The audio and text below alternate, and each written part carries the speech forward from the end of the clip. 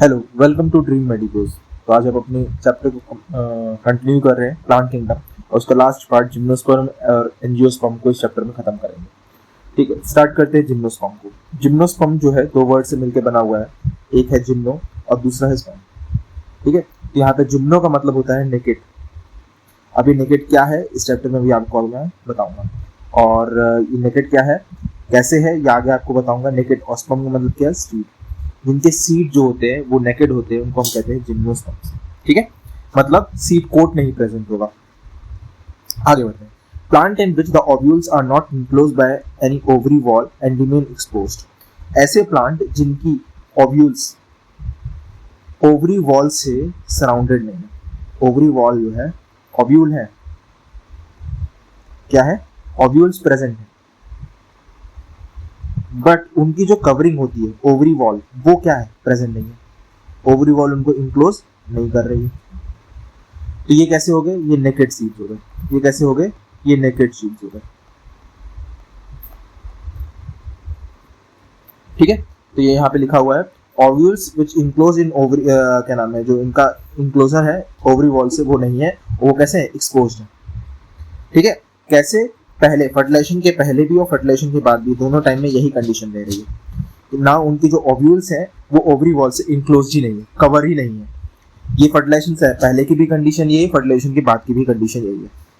जो सीड है वो पोस्ट फर्टिलाइजेशन डेवलपमेंट होता है, the develop post fertilisation are not covered and naked. और जब पोस्ट फर्टिलाइजेशन के बाद आपका ओव्यूल, देखिए क्या था, ये ओव्यूल्स जो थे ये ओवरी वॉल से फर्टिलाइजेशन से पहले और बाद में दोनों टाइम ही कवर्ड नहीं है। बाद में जब पोस्ट फर्टिलाइजेशन कंप्लीट हो जाता है, उसके बाद ये ओव्यूल जो है ये कन्वर्ट होता है किसमें, सीड में। अब ये सीड पे भी कोई सीड कोट नहीं है, तो ये कैसे हैं, नेकेड, कोई कपड़ा ही नहीं है इनके ऊपर।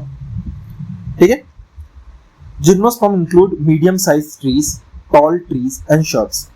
मीडियम साइज ट्रीज इंक्लूड है इसमें, कैसी, मीडियम साइज ट्रीज हैं, टॉल ट्रीज हैं, शर्ब्स हैं, पर इसमें एक चीज नहीं लिखी गई है, वो हर्ब्स के बारे में। तो यहाँ पे हर्ब्स कैसे है, एब्सेंट।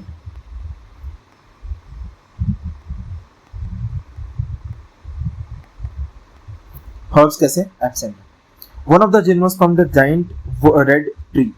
एक जिम्नोस्पर्म का एग्जांपल यहाँ दिया हुआ है, सारे ट्रीज में सबसे बड़ी इनकी हाइट होती है, तो ये बहुत लंबे ट्रीज के रेडवुड ट्री है इसका नाम। और ये जो है इसको आप हाईलाइट कर दीजिए, ये one of the largest tree species है, लार्जेस्ट कह सकते हैं, टॉलेस्ट ट्री स्पीशीज है। ठीक है, इसको हाईलाइट भी कर लेना। The roots are tap roots, generally tap roots present होते हैं। रूट्स कैसे प्रेजेंट है यहाँ पे, रूट्स आर जनरली टैप्ड। ठीक है, तो रूट्स जो है, the roots are generally tap, तो यहाँ पे टैप रूट सिस्टम प्रेजेंट है। कौन सा रूट सिस्टम है, they have tap root system, they have a tap root system generally, always नहीं, जनरली। ठीक है, कुछ रूट्स के जो है, कुछ प्लांट्स के, कुछ जिम्नोस्पर्म्स के रूट जो है वो फंगल एसोसिएशन करते हैं। मैंने आपको जब फंगस पढ़ा रहा था तो आपको बताया था, जब वो ट्रीज हायर ट्रीज के साथ उनके रूट्स के साथ एसोसिएशन बनाते हैं तो हम उनको कहते हैं माइकोराइजा। क्या कहते हैं उनको हम, माइकोराइजा। इसका एग्जाम्पल, एक बेहतरीन एग्जाम्पल यहाँ पे दिया है, पाइनस का प्लांट। यहाँ पे पाइनस का एग्जाम्पल दिया हुआ है, Pinus is a very good example of this association. ठीक है, ये क्या है, फंगल एसोसिएशन है। ये क्या है, फंगल एसोसिएशन है। कुछ के अंदर ये जो, कुछ में तो ये क्या हो गया आपका, कुछ प्लांट में तो आपको फंगल एसोसिएशन मिल रहा है, माइकोराइजा। तो यहाँ पे मैं लिख दे रहा हूं, यहाँ पे क्या आ जाएगा, माइकोराइजा, RI।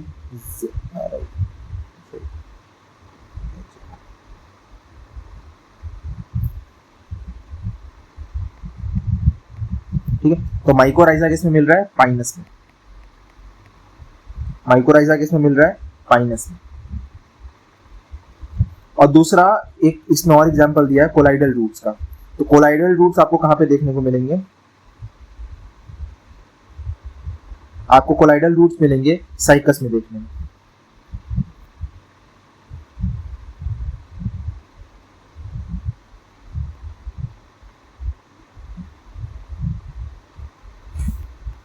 कोलाइड रूट्स आपको कहाँ मिलेंगे? साइकस में देखने में मिलेंगे। कोलाइड रूट्स आपको मिलेंगे साइकस में देखने में। ठीक है, इसको भी हाईलाइट कर देते हैं।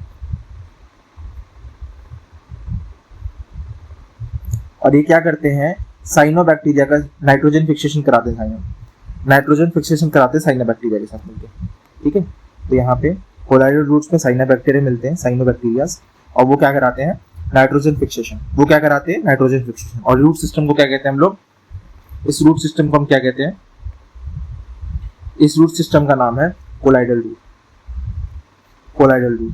ठीक है, और ये N2 फिक्सेशन साइनोबैक्टीरिया के साथ कराते हैं। कौन है? साइकस। क्या एग्जांपल आएगा? साइकस आएगा। अगर स्टेम की बात की जाए, रूट से थोड़ा और आगे बढ़ते हैं, अब आता है स्टेम। तो इन प्लांट्स के जो स्टेम होते हैं, इन पेड़ों के, इन ट्रीज के जो स्टेम होते हैं, वो अनब्रांच हैं। ये इसका एग्जांपल है साइकस का। अगर ब्रांच है, तो वो एग्जांपल होगा पाइनस और सिट्रस का। ये जितने भी हैं ये बहुत इंपॉर्टेंट है। ठीक है, तो इनको याद करना बहुत जरूरी है। अनब्रांच हो जाएंगे तो साइकस आएगा एग्जांपल, और अगर ब्रांच हो जाएंगे तो पाइनस आएगा। क्लियर? लीव्स की बात करते हैं। रूट हो गया, स्टेम हो गया, अब लीव्स की बात करते हैं। तो लीव्स यहाँ पे कैसे हैं? आपके सिंपल कंपाउंड लीव्स मिलेंगे, या तो सिंपल लीव्स मिलेंगे या तो आपको कंपाउंड लीव्स मिलेंगे। कौन से लीव्स की बात की जा रही है? साइकस के अंदर किसकी एग्जांपल की बात की गई है? यहाँ पे साइकस की एग्जांपल की बात की गई है। साइकस में आपको पेनिएट लीव्स मिलेंगे। ये आपको जो चैप्टर है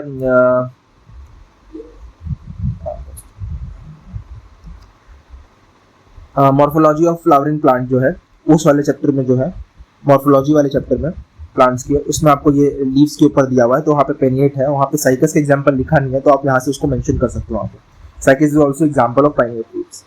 ठीक है, और ये जो जिम्नोस्पर्म के अंदर, ये जो है जिम्नोस्पर्म ने अपने आप को बड़ा अच्छा अडॉप्ट किया हुआ है। इसके लीव्स ने अपने आप को अडॉप्ट किया हुआ है हार्श कंडीशंस के लिए, एक्सट्रीम कंडीशंस के लिए अपने आप को अडॉप्ट किया हुआ है। किसी एक्सट्रीम कंडीशंस कैसे की? एक्सट्रीम कंडीशंस में मतलब temperature, extreme temperature, extreme humidity, extreme wind, तीनों ही कंडीशन में अपने आप को बहुत इजीली सर्वाइव कर सकते हैं। ठीक है, अब यहाँ पे क्या चीज जाननी है आपको? ये क्या है? कॉनिफर्स। कॉनिफर्स जो होते हैं, कॉनिफर्स जो प्लांट्स होते हैं, उनके अंदर आपको जो लीफ मिलेगी वो नीडल शेप की मिलेगी। इससे क्या होता है? उनका सरफेस एरिया कम हो जाता है। सरफेस एरिया कम होता है तो ट्रांसपीरेशन कम हो जाता है। ठीक है, ट्रांसपीरेशन कम हो जाता है। और इसके अलावा भी, तो सबसे पहला तो यहाँ पे हो गया क्या चीज उन्होंने कर ली? सबसे पहले तो उनकी लीव्स कैसी हैं? नीडल शेप हो जा रही हैं। दूसरा, उनके क्यूटिकल्स कैसे हैं? थिक हैं। स्टोमेटा कैसा है? श्रिंकन है। ये सबसे क्या होगा? ट्रांसपीरेशन कम होगा। इन सबसे क्या होगा? ट्रांसपीरेशन, वाटर लॉस कम हो जाएगा। They all will help in reducing the water loss. Water loss क्या हो जाएगा? कम हो जाएगा। ये सब क्या होंगे? ये सब जीरोट्रॉफिक प्लांट जो होते हैं उन सब में पाए जाते हैं। ये जो कंडीशन है किसमें पाई जाती है? जीरोट्रॉफिक प्लांट्स में। जियोफाइटिक, ट्रॉफिक नहीं, फाइटिक प्लांट्स में, जियोफाइटिक प्लांट्स में। ठीक है, तो यहाँ पे ये चीज कंप्लीट होती है, ये वाला पार्ट। अब आगे बढ़ते हैं जिम्नोस्पर्म के नेक्स्ट पेज पे। In gymnosperms are heterosporous. Heterosporous का मतलब क्या होता है? मेल और फीमेल स्पोर्स जो होते हैं वो अलग अलग होते हैं। मेल और फीमेल क्या है? अलग अलग है। हेट्रोस्पोरस का मतलब क्या होगा? यहाँ पे आपको अलग अलग मिलेंगे। जैसे कि एक ये पॉइंट याद करना आपको, कैसे होंगे? हेट्रोस्पोरस। Gymnosperms are heterosporous. और हमने इससे पहले हेट्रोस्पोरस इसमें पढ़ा था, याद कीजिए। हेट्रोस्पोरस हमने टेरिडोफाइटस पढ़ा था, उसके अंदर हमने पढ़ा था दो होते हैं, एक होमोस्पोरस होते हैं हेट्रोस्पोरस। होमोस्पोरस जिसमें मेल और फीमेल दोनों सेम काइंड के होते हैं। ठीक है, और जहाँ पे हेट्रोस्पोरस होता है वहां पे मदर और क्या नाम है, मेल और फीमेल अलग अलग होते हैं। मैक्रो और माइक्रो। क्लियर? तो स्पोर्स अलग अलग होते हैं। यहाँ पे भी दोनों स्पोर्स अलग अलग हैं। दे प्रोड्यूस हैप्लॉइड माइक्रोस्पोर, इसको मेल गैमेट बोलेंगे हम। जो मेल है, और आपका मेगास्पोर फीमेल। ठीक है, The two kind of spore are produced within the sporangia. Sporangia के अंदर ही ये दोनों प्रोड्यूस होते हैं, और ये किसके होते हैं? स्पोरोफिलस के ऊपर होते हैं। स्पोरोफिलस के ऊपर स्पोरेंजिया होता है, और स्पोरेंजिया के अंदर ही माइक्रोस्पोर और मेगास्पोर दोनों प्रेजेंट होते हैं। ठीक है, ये दोनों स्पाइरली अरेंज होते हैं, फॉर्म्स लैक्स और कॉम्पैक्ट स्टोबलाई और कोन। ठीक है, लैक्स फॉर्म्स लैक्स एक ऐसे अरेंजमेंट है, यहाँ पे देखिए, arrange spirally along the axis, along an axis to form lax और कॉम्पैक्ट स्टोबलाई और कोन। ये वाला पार्ट भी हमने उसमें पढ़ा था, इक्विस्टम क्या नाम है वाला जो पार्ट था, इक्विस्टम के एग्जांपल में दिया हुआ था। इसको दो एग्जांपल दिए हुए थे, याद कीजिए, इक्विस्टम और सेलेंजिला। ठीक है, इक्विस्टम एंड सेलेंजिला वाले में पार्ट में भी ये लिखा था। ठीक है, तो जो यहाँ का स्पोरोफिलस है वो स्पाइरली अरेंज है एक्सिस पे, लैक्स बनाता है या कॉम्पैक्ट स्टोबलाई या कोन कहेंगे उसमें। अब ये स्टोबलाई जो है उस पे माइक्रोस्पोरोफिलस भी रहता है, और क्या नाम है, हम इसको माइक्रोस्पोरोफिलस भी रहता है और माइक्रोस्पोरेंजिया भी रहता है। ये दोनों ही ये मिलके क्या बनाते हैं? माइक्रोस्पोरेंजिएट या मेल स्टोबलाई। ये दोनों मिलके क्या बनाते हैं? माइक्रोस्पोरेंजिएट या मेल स्टोबलाई। कौन कौन? Microphylls, microsporophylls and microsporangia. ठीक है, दे आर कॉल्ड, ठीक है, the microspore develop into male gametophyte. और ये जो माइक्रोस्पोर है ये डेवलप किस में हो जाएगा? They develop into male gametophyte. Correct, micro से आपको वर्ड का समझ में आना चाहिए, माइक्रो क्या होता है? मेल को रिप्रेजेंट करने के लिए। तो माइक्रोस्पोरोफिलस क्या है? माइक्रोस्पोर क्या कर रहा है? वो किसमें डेवलप हो जा रहा है? मेल गैमेटोफाइट में। ठीक है, और generation which is highly reduced and is confined to only limited number of cells. ये तो आपको पता ही है, जब इसमें डिवीजन होगा तो इनके नंबर ऑफ सेल्स क्या हो जाए? कम हो जाए। ठीक है, इनके सेल्स जो है रिड्यूस हो जाते हैं, हाईली रिड्यूस्ड कन्फर्स। तो reduce gametophyte is called pollen grain, और यही रिड्यूस गैमेटोफाइट जो है पोलन ग्रेन होता है, मेल गैमेट। ठीक है, the development of pollen grain take place within this microsporangia, और ये माइक्रोस्पोरेंजिया के अंदर ही आपके पोलन ग्रेन डेवलप होते हैं। The cone bearing megasporophylls with ovule और मैक्रोस्पोरेंजिया आर कॉल्ड माइक्रोस्पोरेंजिएट और फीमेल स्टोबलाई। और ये जिन पे कोन बेयर कर रहा है माइक्रोस्पोरोफिलस, मैक्रोस्पोरोफिलस या ओव्यूल्स के अंदर, यही आपका क्या है? मेगास्पोरेंजिएट है। और मेगास्पोरेंजिएट जो है या उसको हम फीमेल स्टोबलाई भी कहते हैं। द मेल और फीमेल कोन्स और strobili may be borne on the same tree. अगर मेल और फीमेल, मेल कोन और या फीमेल क्या नाम है, फीमेल कोन या स्टोबलाई, ये दोनों अगर सेम प्लांट के ऊपर है, सेम ट्री के ऊपर है, तो हम इनको क्या कहते हैं? इसका एग्जाम्पल क्या आ जाएगा? इसका एग्जाम्पल आ जाएगा पाइनस। इसका एग्जाम्पल क्या आ जाएगा? बहुत अच्छा एग्जाम्पल है पाइनस, आपको याद करना ही है, पाइनस। ठीक है, क्या एग्जाम्पल आ जाएगा? पाइनस। ठीक है, तो ये कैसे हो गए? मोनोडल्फस।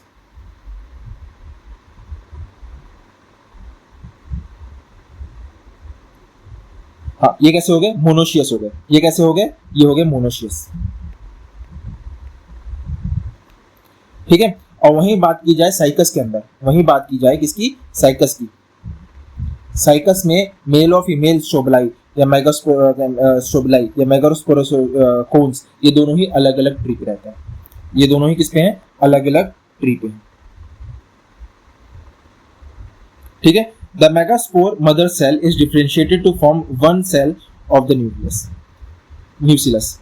द मेगास्पोर मदर सेल जो है वो डिफरेंशिएट होगी और एक सेल बनाएगी, nucellus. The nucellus is protected by the envelope and a composite structure called ovule.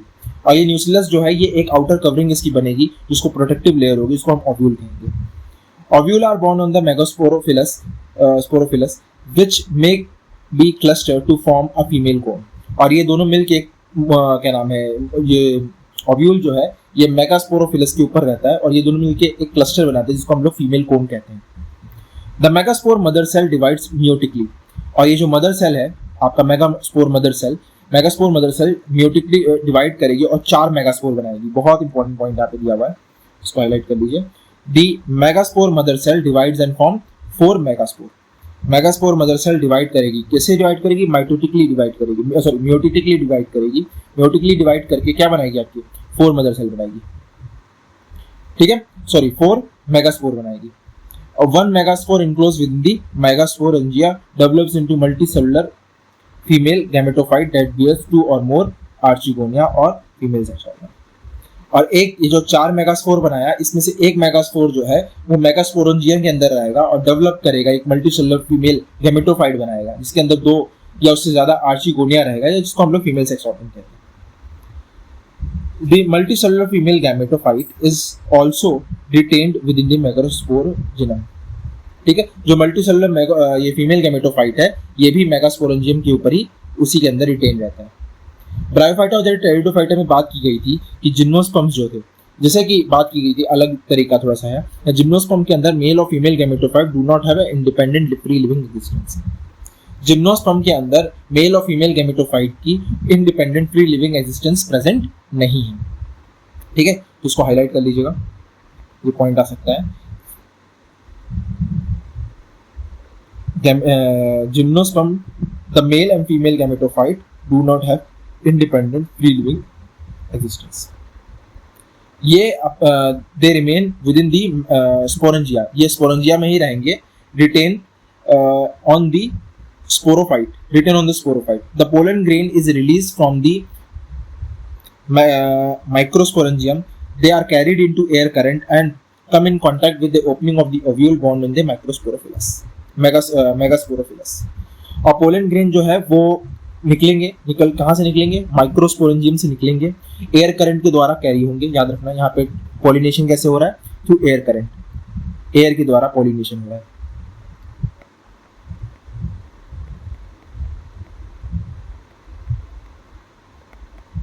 ठीक है, और यहाँ से दोनों निकलेंगे और ओपनिंग होगी ओव्यूल की मेगास्पोरोफिलस में। The pollen tube carrying the male gamete grows towards the archegonia.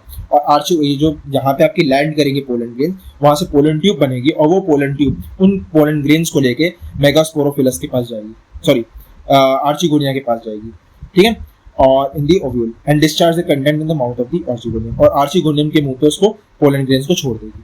यहाँ पे फर्टिलाइजेशन होगा, जाइगोट डेवलप करेगा, जाइगोट से क्या बनेगा? एम्ब्रियो बनेगा, एम्ब्रियो ओव्यूल्स बनाएंगे, ओव्यूल्स जो है वो आगे जाके सीड में कन्वर्ट होंगे। और ये सीड कैसे होंगे? कवर्ड नहीं होंगे, सीड कोड प्रेजेंट नहीं होगा, सीड आर नॉट कवर्ड। ठीक है, तो यहाँ पे जो इन्फॉर्मेशन थी मैंने सब आपको बता दिया। ठीक है, ये वाला पॉइंट इंपॉर्टेंट है यहाँ पे।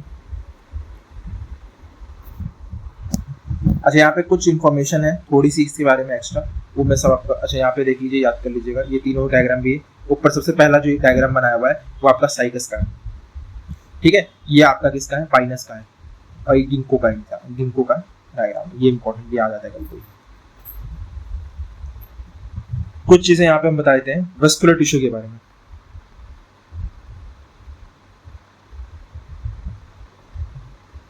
ये इस पार्ट में तो एनसीईआरटी के नहीं दिया हुआ है, आगे दिया हुआ है, आगे चैप्टर्स में, पर इसको यहीं पे क्लियर कर लेना ज्यादा सही रहता है। अगर जिम्नोस्पर्म की बात की जाए तो जो जाइलम प्रेजेंट है उसके अंदर आपको वेसल्स एब्सेंट रहती है।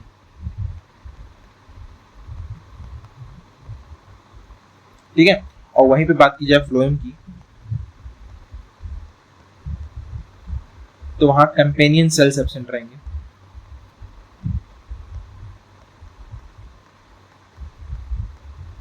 कंपेनियन और स्लिप ट्यूब भी एब्सेंट रहेगी, सीव ट्यूब, ये दोनों ही कैसे रहेंगे? एब्सेंट रहेंगे। ठीक, इसका एग्जांपल है वेसल वाले में, उसको भी नोट कर लीजिए। एक्सेप्शन,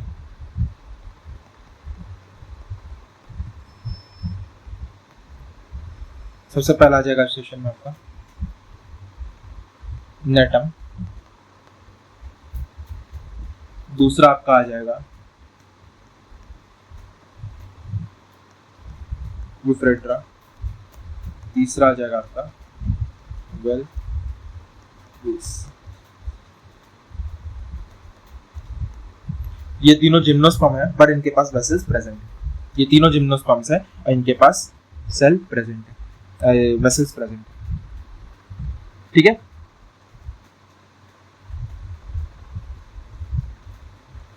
एक पॉइंट और यहाँ पे इंपॉर्टेंट पॉइंट से मैं नोट करा रहा हूँ आपको। जो जिम्नोस्पर्म्स होते हैं, जिम्नोस्पर्म के एंडोस्पर्म्स, एंडोस्पर्म जो न्यूट्रिशन प्रोवाइड करता है डेवलपिंग एम्ब्रियो को, जिम्नोस्पर्म्स सॉरी एंडोस्पर्म इन जिम्नोस्पर्म कैसा होता है? आप एंजियोस्पर्म में देखोगे तो वो होता है 3N, और यहाँ पे कैसा होता है N, हैप्लॉइड।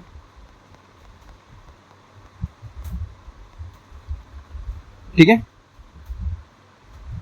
और आर्चियोगोनियम लास्ट इधर ही देखा गया था, ये भी नोट कर लीजिएगा आप अपने नोट्स में। Archegonium was last seen in gymnosperm, इसके बाद आर्चियोगोनियम नहीं दिखेगा आपको। और ये जो एंडोस्पर्म है ये पहले ही बन जाता है, एंडोस्पर्म फॉर्म्ड बिफोर फर्टिलाइजेशन, किनमें? जिम्नोस्पर्म में। In gymnosperm endosperm develops before fertilisation.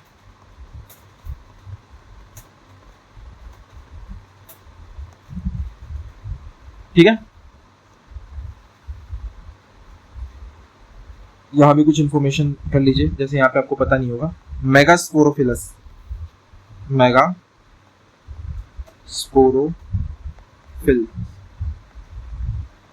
मेगास्पोरोफिल्स, इसको हम कहते हैं नॉर्मल लैंग्वेज में कार्पेल।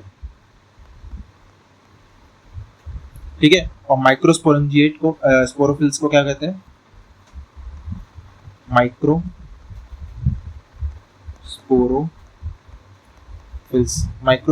को क्या कहते हैं? इसको स्टेमन कहते हैं। ठीक है, तो ये कुछ इंफॉर्मेशन थी जो आपको याद कर लेनी है, समझ लेनी है। ठीक है, तो आप छोटा सा टॉपिक जो है इस यहाँ तो नहीं पढ़ना होता है इसको, उसके लिए एक अलग से चैप्टर है एनसीईआरटी में, इसका नाम है एंजियोस्पर्म्स। एंजियोस्पर्म्स को है sexual reproduction in flowering plant, ये पूरा चैप्टर उसी में समझाया गया है। एनसीईआरटी में इस वाले पार्ट में दिया हुआ है, मैं आपको बस ऊपर से इसके बारे में बता देता हूँ। इसके बारे में डेप्थ में आप पूरा पढ़ोगे, इसका चैप्टर जो है इसका नाम है sexual reproduction in flowering plant. Unlike gymnosperms, ovules are naked. यहाँ पे जैसे पढ़ा था आपने, जिम्नोस्पर्म्स में ओव्यूल्स नेकेड होते हैं, एंजियोस्पर्म में ऐसा कुछ नहीं होता। एंजियोस्पर्म को हम फ्लावरिंग प्लांट भी कहते हैं। ठीक है, और पोलन ग्रेन ओव्यूल जो होते हैं यहाँ पे वेल डेवलप्ड होते हैं। ठीक है, और डेवलप क्या होते हैं, इसके बाद क्या स्पेशलाइज स्ट्रक्चर बन जाता है फ्लावर। ठीक है, ovules in angiosperms the seeds are enclosed in fruit, जो सीड्स हैं वो फ्रूट्स के अंदर इनक्लोज रहते हैं, फ्रूट्स मतलब कोट रहेगा ऊपर से। The angiosperms are an exceptional large group of plants occurring in wide range of habitat, जो ये क्या नाम है एंजियोस्पर्म्स है, ये exceptionally large group of plants हैं और ये वाइड रेंज में हैबिटेट में प्रेजेंट है। इनकी जो है छोटे से छोटे जैसे कि वुल्फिया स्मॉलेस्ट एंजियोस्पर्म है, और लार्जेस्ट एक्टोकार्पस है यूकेलिप्टस जो है ये एक एंजियोस्पर्म है, 100 मीटर तक बड़ा हो जाता है, तो लास्ट ट्री में इसमें ये काम किया। They provide food, fuel, medicine, several other commercial important products. They are divided into two monocotyledons and dicotyledons. Seed के ऊपर कॉटिलेडन्स के बेसिस पे कि कितने कॉटिलेडन, अगर एक कॉटिलेडन उसको मोनोकॉटिलेडन्स बोलते हैं और कॉटिलेडन्स कहते हैं, और डाइकोटिलेडन, तो इसको फर्दर डिवाइड किया गया एंजियोस्पर्म को इसमें दो इंपॉर्टेंट क्लासेस में, विच आर डाइकोटिलेडन्स और मोनोकॉटिलेडन्स। क्लियर? यहाँ पे जो याद करने वाला मैंने उनको अंडरलाइन कर दिया, उसको आप याद कर लीजिएगा, समझ लीजिएगा। बस इस चैप्टर यहीं खत्म करते हैं। छोटा सा पार्ट रह गया था प्लांट किंगडम में, इसी के साथ ये प्लांट किंगडम यहीं पे खत्म होता है। और thank you for watching the video. Please hit the like button, please subscribe the channel. Thank you.